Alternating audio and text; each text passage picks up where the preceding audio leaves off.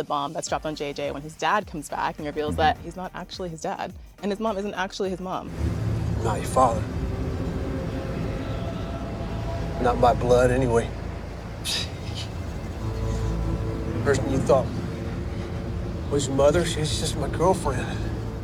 So what does that do to JJ moving forward? Identity crisis. I think that's so much of who JJ believes he is submerged into being a pogue and being the underdog. And once that's swiped out from under him, he looks at himself in the mirror and it's like, okay, who is this new me? What does my future look like? And that, on top of the father thing, there's also the money thing of like, it's like, oh my gosh, he had money. And I think that actually starts even in episode 1 before he knows that news, is that he's trying to find this new version of himself. We were gonna live the good life, the simple life. We're in business, baby! Treasure hunting was in the past. Sarah, how's Hogue life treating you? But what we didn't know at the time 100K, right here. was that nothing ever stands still.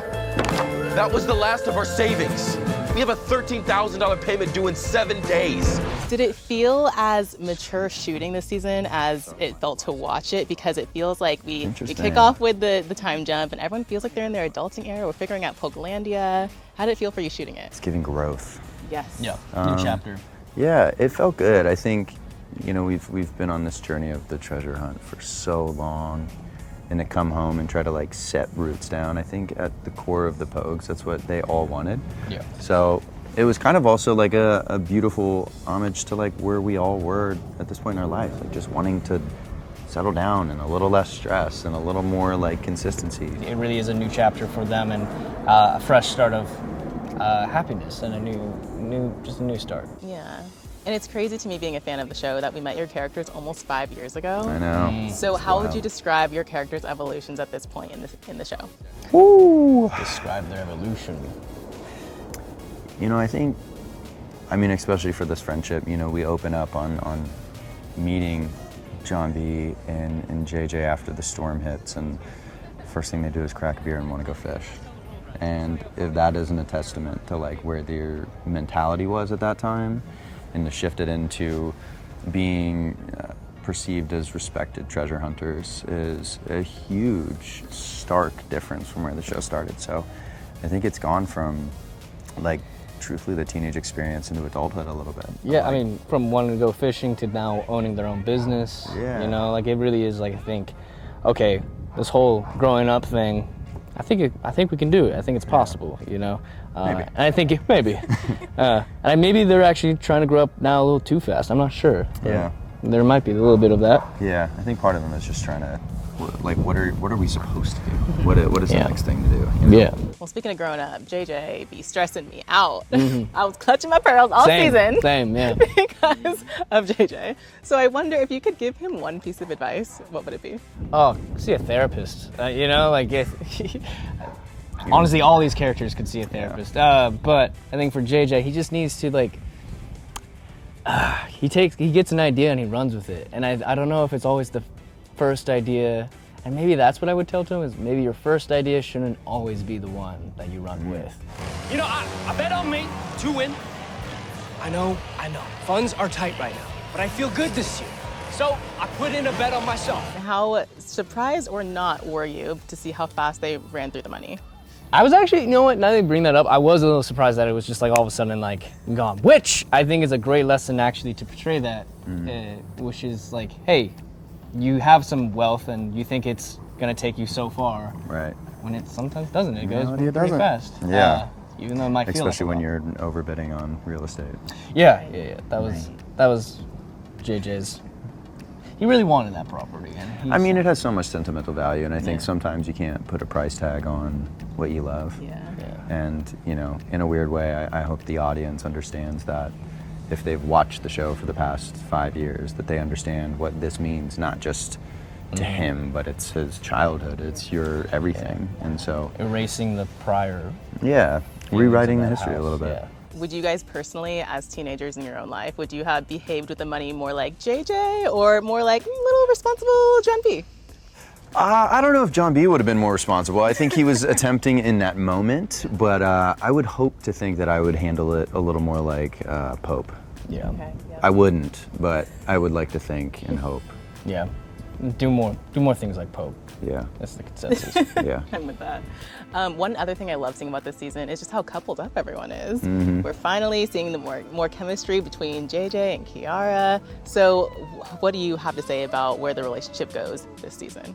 This season, oh man, it is an influx of things. It's they're on cloud 9. There's going to be an impulse of like, oh, what comes next?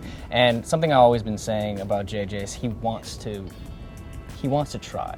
He wants to try. I think he's really scared of that because he hasn't had the best template of what a relationship really is. But I think he's at a point right now where he wants to trust that he can make the right decision.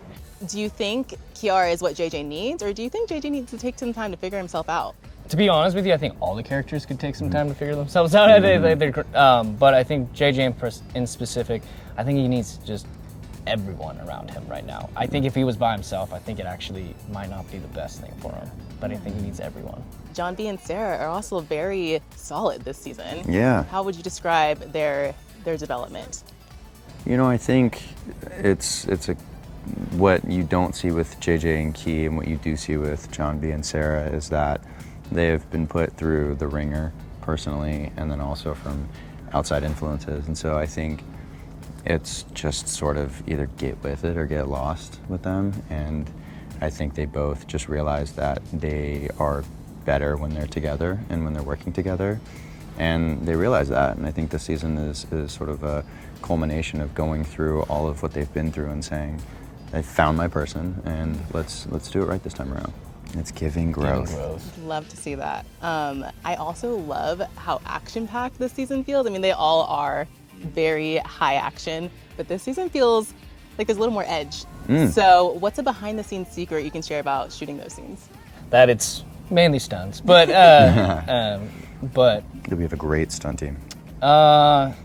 it's shot throughout the year. Like some scenes were going to be shot was during December, which was really cold and frigid, but at the same time, there's some other stunts and fun sequences that are during like, great June, like spring, which was nice. Yeah. I would just say that the secret is different time zones and when things were shot. It's interesting too because we are very good at